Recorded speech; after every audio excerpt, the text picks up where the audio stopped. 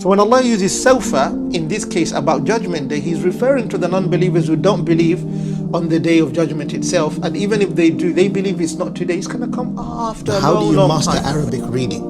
To start from the very beginning, when you don't even know a single letter, all the way to you are now capable to read on your words do not come out of three types of words. How do you read Arabic without having harakat? If perhaps you received a homework or maybe something that would assist you, but if you don't have a teacher, you are in great danger. Assalamu alaikum wa rahmatullahi wa barakatuh. Bismillah wa salatu wa salamu ala rasulillah wa ala alihi wa sahbihi wa man walahu wa ba'd. In this class, inshaAllah ta'ala, we're going to focus on building vocabulary using Al-Arabiyyatu bayna yadayk on this third part of the book, which is book 1, inshaAllah ta'ala. And you'll notice that when we look into these vocabulary, is how do you use them in terms of how do you use the nouns, how do you use the verbs, how do you construct a sentence, and what are the elements that are required for you to, in order to be able to do what? To construct a sentence. And beyond that, you will notice that we look into certain vocabulary which relate to your day-to-day life, things which are in your house. For example, if we go to the text itself, you will see over here, he says, Al-Wahdatu Al-Thalitha. Al-Wahdatu Al-Thalitha. Okay? This is the third chapter. As-Sakanu. As-Sakanu, home, basically. A place where you live. Your living area. That's what it means. Now, something that I want to bring to your attention is that, for example, when you look on the screen, you notice that there's the word Al-Thalitha, which is known as the third. In our previous class, what we covered is some Arabic numbers from 1 to 10. And we looked at real numbers and also we looked at ordinal numbers. And these are numbers such as first, second, third, fourth, fifth in English. Now we're used to that, isn't it? But how do you say in Arabic? Remember, there are two parts, as we said. There's the masculine part and the feminine part. So if you want to be familiar with these numbers, how they're used, inshallah ta'ala, do look on the playlist in the description below, and then follow along, look at the lesson, finish up the lesson, and then there's a homework, bi'idhnillah, which if you join our mailing list, bi'idhnillah al-kareem, you'll receive the homework. And on top of that as well, if you join our Telegram group, you will receive the homework there and the answers, inshaAllah ta'ala. So let's carry on and see the vocabulary that we'll need today in order to proceed with our lesson. Na'am, look at taskunu, that one, which is similar to askunu at the same time. That's one. And look at baytin, bayt. Okay? Look at shaqqa. Let me reduce the size of this font. It's just a bit too thick. Now, let's see. Yes, bayt, shaqqa. We said also askunu, taskunu, mathalan, such as that. And then we have, you can see shaqqa coming back again. And when we go to the second conversation, we have uridu, such as that. And then we have ghurfa coming back as well, ghurfa, such as that vocabulary, ghurfa. I want you to follow along with me. Be very patient, inshallah. And jamila as well, a very common word, such as that. Now, in this third one, however, it's just about what? It's about furniture in the house, the furniture that you need in the house, or maybe see some appliances that you might need in the house, whatever they might be, as long as you need them in the house, which is a new home you'll be moving in, then those are some of the names of the things that you will see, inshallah ta'ala.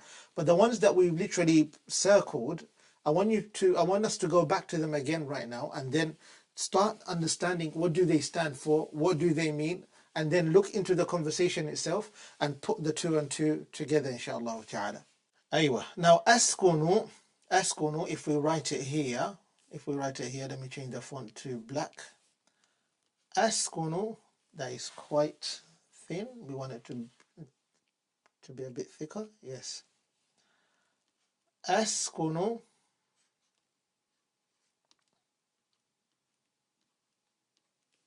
means I live. Now, in Arabic, as we said, we have three. Al-kalima tanqasimu ila thalathati aqsam. The Arabic words, they divide to three types. And we said one of them is nouns, and then the other one is verbs, and then the other one is prepositions. All of the other topics that we study about is how to regulate each one of these three. In this case now, this askunu, this is a verb. For sure, this is a verb, as you can see. This is a what? It's a verb. Now, askunu means I live. So if you want to say you live, for a male, you live, you would change this alif for a ta, simply a ta, plus the word skunu, like that. Then it's going to be taskunu. Taskunu means you live. However, when you look at verbs particularly, you notice that this is a present tense. What we are dealing with is the present tense. Now, what about the other tenses? What about the other tenses? So we're just going to focus on one tense alone. Askunu means I live. Taskunu means you live. That's one. Another one that we want to look into are the words such as baytun. Baytun. Aywa, baytun. Baytun, shaqqah. Very common words that keep on returning all the time. Shaqqah as well, remember? Shaqqah, we said this one. We said also the words such as ghurfah. Ghurfah. They're all related, by the way. They're all related, inshallah. Let's remind ourselves what other words are there. Shaqqah, bayt, na'am. Aywa, we have uridu. This one, let's look into that as well, but I'll add it here in the verbs. We have askunu, and then we have uridu. Uridu, uridu, uridu. Now, askunu means I live, uridu means I want. Means I want. So if I want to say you want for the masculine, what do I say? I will say turidu. Turidu. Turidu. It means you want. Okay. Now before we carry on, something that I want to mention to you is, for some, this might seem quite complex. It doesn't make sense, or maybe you find it a little bit difficult and you want it to be simple. Actually, what I'm trying to provide you with and the shortcuts that I'm giving you, they're actually very, very simple. It's so simple that it's impossible for one to fathom. All I'm asking from you is change the letters from alif to ta, but keep the construction of the entire word the way it is. Simply put, that's for the verb, nothing else. So don't bother your head and think, oh, this is extremely difficult. How would this work? There's no rocket science. It's extremely simple, as you can see already on the screen if you're following along, inshallah ta'ala. When you follow along, you'll notice the alif is what we swap with the ta. We just want to focus on those two alone. That's it. Because what we're going to learn is a conversation between two people. And then what you're going to do is that as you cover these two main vocabulary in this session, you will receive more vocabulary such as other three more in our mailing list. If you subscribe and if you go to Telegram, following any of those, you receive a sheet that contains these two vocabulary with another three that will assist you. But what you need to do is understand the fundamental rule of Arabic. Al-Arabiyyatu mithla lughatin ukhra. Arabic is like any other language. You need to memorize it. There's no other way. You need to memorize it. فَمَثَلًا, if you look back on the board again, you'll see these words. How would you know the meaning of them when you hear them? How would you remember them? شوف. نعم. بيت. بيت means house. بيت means house. شقة means flat. شقة means flat. غرفة means room. Okay? Means room. Like that. Now, something else that I want to bring to your attention is that, as you can see, those are three nouns. Those are three nouns, and we've covered two verbs. What I want you to do is realize something. In our previous lessons also, regardless of us looking at numbers, we did look at numbers in our last lesson. However, in the previous lessons, there's one that we covered about compounding words, and you will only find that in the playlist, inshallah. Look at the playlist, you find it there. Compounding words is literally putting two words together so that they can form a complete meaning.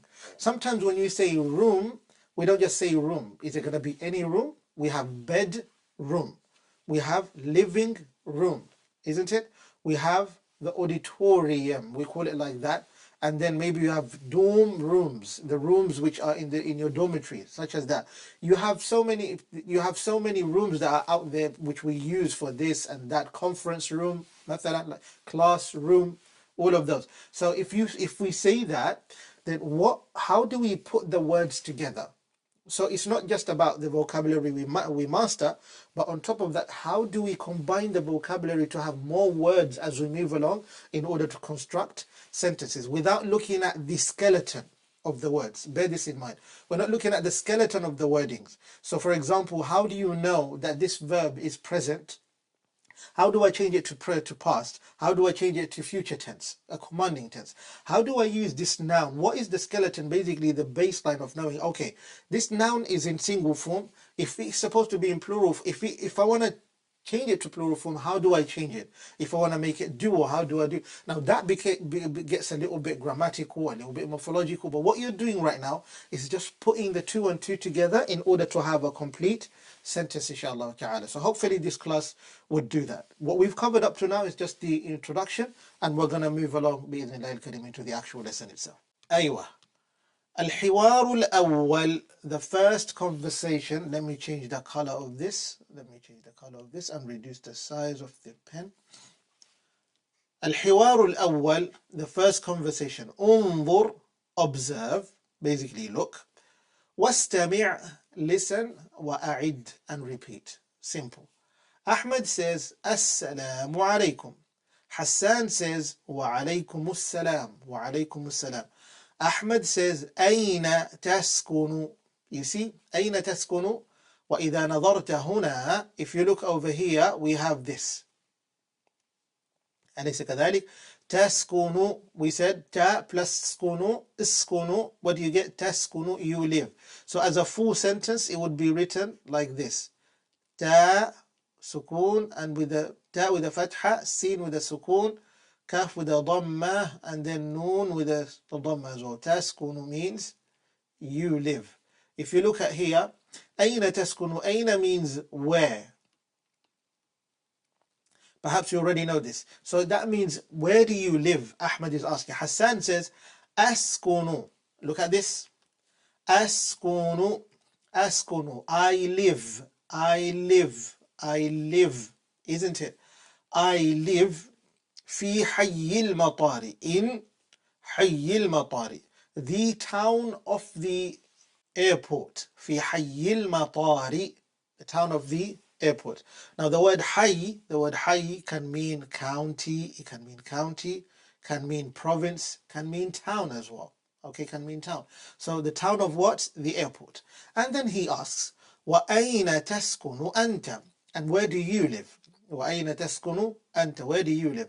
Ahmed says, أسكن, I live in حي الجامعة, in the town of the university. Now جامعة means university. جامعة means university. Okay, I live in the town of the جامعة, of the university. Hassan now asks, هل تسكن في بيت؟ أيوة. Now, as you remember, for those who have been following along, you notice that when we've been studying, we covered such things as hal. Hal is a questioning tool, okay? Questioning tool. Now, something to remind you is, when you're saying, for example, you are eating, isn't it? You are eating. If you want to question that, you swap these two around. You say, what? Are you eating? Which means same thing as hal. Hal is for questioning.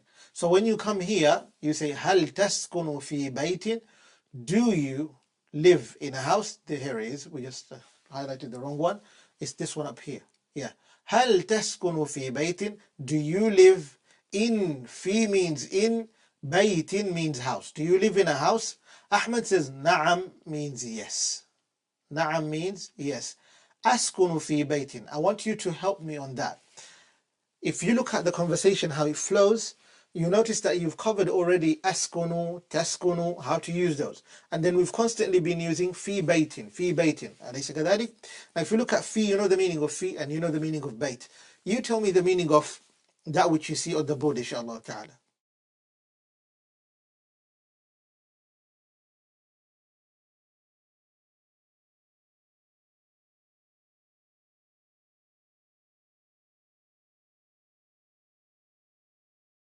نعم, that's the correct meaning. أسكن في بيت, أسكن في بيت, وهكذا. أسكن في بيت means I live in a house. That's the correct meaning, inshallah. I believe you got that. بإذن الله الكريم. أسكن في بيت.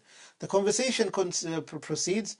Ahmed asks, هل تسكن في بيت? Do you live in a house? Basically, do you live in a house? Hassan says, لا, no. أسكن في شقة. I live in a flat. I live in a flat. Let's wipe this off so we can have some space. Now, let's continue. So Ahmed says, هل تسكن في بيت? Do you live in a house? Hassan says, لا, no. أسكن في شقة. I live in a flat.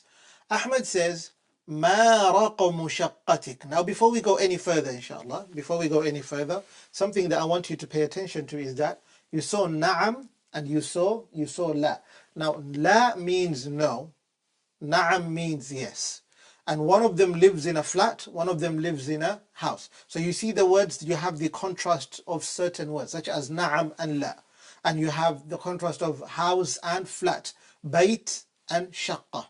So you learn those two. Notice how genius the author was to provide that. And I'm trying to show you, okay, you've learned some vocabulary here, and now you've learned how to use that vocabulary, isn't it? If you look carefully, you will realize that a lot. So pay attention to the board, inshallah. Let's finish off this first conversation, then go to us being able to put things together, the two and two.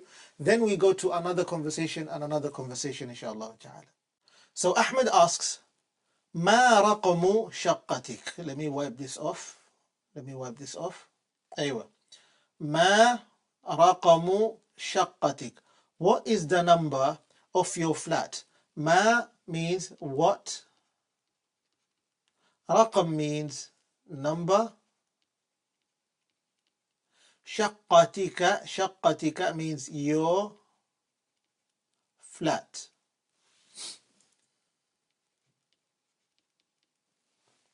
Now we said, مثلا, in our compounding words lesson, words that come together, combined, we said you either have two types of nouns, such as غرفة. Let me make this a bit thicker. غرفة الجلوس, for example. Now these are two words. غرفة means room. جلوس means sitting.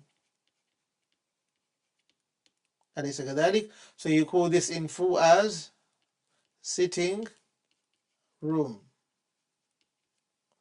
Understood? غرفة الجلوس. Now that's one type. These are nouns. Noun. This is a noun. And this one is a noun. But then when we were studying pronouns, something called pronouns, one of the pronouns that we learnt was what? Such as kaf fatha ka, kaf kasra ki, those. And kaf fatha ka means yo. Yo for male. And this one means yo for female. For female. So over here, if you say shaqqa, shaqqa, shaqqa like that, shaqqa, and then you plus kaf like that, it becomes shaqqatika. So combined together, it will become what? Look down here. Shaqqatika.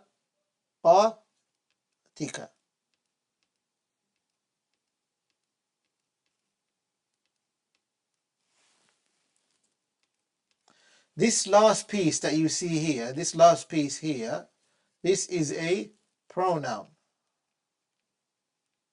Okay, this is a pronoun. And this shaqqa is the actual word. It's the actual word. This shaqqa is the actual word, inshallah.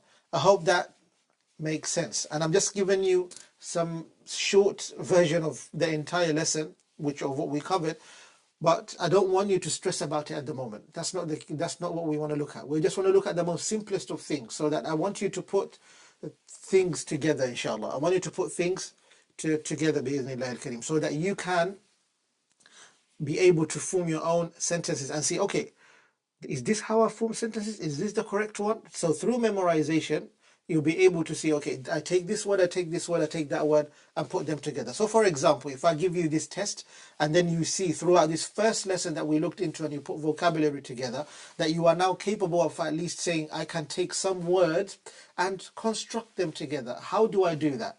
Let's look. Look at this. Your son is leaving, mathalan, and then you don't know where they're going. What would you ask them? In English, you will say, where are you going? Isn't it? In Arabic, you can say, Aina. Aina. If you do remember Aina, look at this. Aina. Aina taskunu. Where do you live? In this case, Aina means where, isn't it? Aina. Now, how do you say going? Where are you going? You, as the boy. If you're asking a boy, if you're asking your son, where are you going? You will say, Aina tadhhabu. Tadhhabu.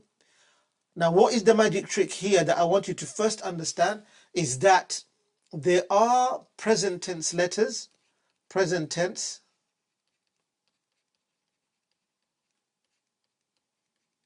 letters, and they are alif, ta, ya, and noon. And each one of them can either contain a fatha or a dhamma, a fatha or a dhamma, a fatha or a dhamma, a fatha or a dhamma, in any one of them. But in this case, for example, if you're given the first example, that tadhhabu, that means the other letters too on this would have a fatha, such as the ta itself. Let me circulate the ta, such as the ta itself, like that. So what would you say? So if I want to say I am going, remember the alif? The alif, we said that is I am, isn't it? I am, or I, مثلا. You would say أذهب, that son would answer as أذهب, أذهب, for example, إلى المطار, إلى المطار. I am going to the airport. This means I am going to the airport. Okay, and I hope that makes sense, inshallah. I am going to the airport. That is very, very clear. Let's do it again, inshallah. Let's repeat it again so you realize. We said that present tense letters, they are four. Alif, ta, ya, and noon. And each one of them can either have a fatha, and let me change the color of the diacritics. Either they can have a fatha or dhamma. Let me kind of write this again, because it seemed like you can't see it in the board. So it's best if we do it again so you can see it clearly. Naam. Anyway, so the ones that we've used are these two. Let me circulate them with red. The ta and the alif. But we said for each one of them, they can either contain a fatha or a dhamma. A fatha or a dhamma, fatha or a dhamma, fatha or a dhamma. And in this case, we're using the fatha. In this case, we're using the fatha, as you can see. Isn't it? So, we said that over here now. We said up here, أين تذهب? Where are you going? Because the ta stands for you. So if I want to say I am going, okay, you would say أذهب. You will swap the ta with the alif. You will swap the ta with the alif, which will become what? أذهب. And let me wipe this alif off so I can give you a different color for the alif, and then you realize it, inshallah.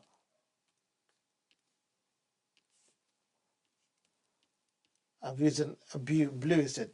أذهب. Now the rest will become أذهب, which will be I am going. Okay?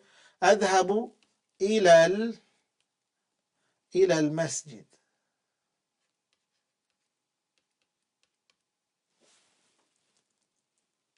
أذهب إلى المسجد. What does that mean? I am going. إلى means to.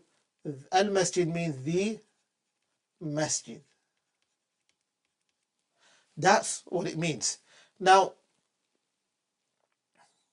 as you've covered all of this, and if you look together, غرفة الجلوس, بيت, شقة, غرفة, أسكن, تسكن, I would have said, let's carry on, and we have the other conversations to look into, but we'll keep those for the next lesson بإذن الله الكريم, and you'll be able to see through the lens of how Arabic works, inshallah. However, at the very end of this, just to remind you, subscribe to our mailing list, inshallah ta'ala, and also maybe to join our Telegram. You'll receive a homework there to see what you've covered and what you need to do there, as maybe fill in the gaps or whatever you might receive, inshallah, to just test your understanding bi'idhnillah and see what you've learnt from Arabic, inshallah ta'ala. And may Allah subhanahu wa ta'ala grant us goodness and ease. Wa sallallahu wa sallam wa baraka ala nabiyyina Muhammad wa ala alihi wa sahbihi ajma'in. Inshallah ta'ala, in this class we're going to look at how to form Arabic sentences. كيفية صياغة الجمل العربية. So when Allah uses sawfa, in this case about judgment day, He's referring to the non-believers who don't believe on the day of judgment itself, and even if they do, they believe it's not today, it's going to come after. How do you master Arabic reading? To start from the very beginning, where you don't even know a single letter, all the way to you are now capable to read on your words do not come out of three types of words. How do you read Arabic without having harakat? If perhaps you received a homework or maybe something that would assist you, but if you don't have a teacher, you are in great danger.